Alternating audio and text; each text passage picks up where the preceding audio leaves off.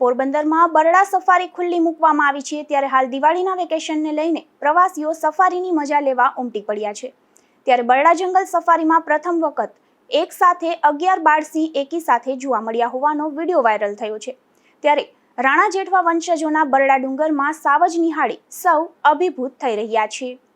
મોટાભાગના પ્રવાસીઓ અન્ય જિલ્લા અને અન્ય રાજ્યમાંથી બરડા જંગલ સફારીની મજા માણવા આવી રહ્યા છે।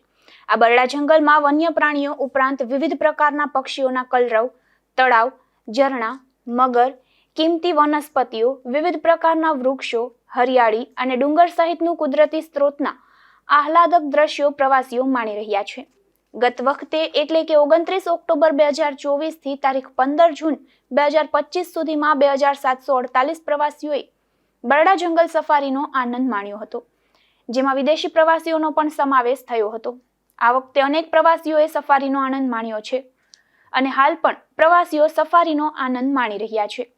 પોરબંદર જિલ્લાના બરડા જંગલમાં જીવસૃષ્ટિ, પર્યાવરણ અને કુદરતી દ્રશ્યો જાણવા અને માણવા બરડા જંગલ સફારી તારીખ 7-10ના રોજ ખુલ્લી મૂકવામાં આવી હતી।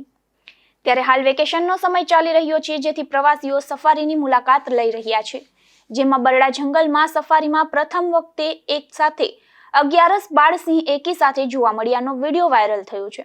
ઉલ્લેખનીય છે કે બરડો ડુંગર રાજાશાહીના વખતમાં જેઠવા રાજપૂતના વંશજોનો અને પોરબંદર રાજ્યનો હતો, ત્યારે રાણા જેઠવા વંશજોના બરડા ડુંગરમાં સાવજ નિહાળી સૌ અભિભૂત થઈ રહ્યા છે।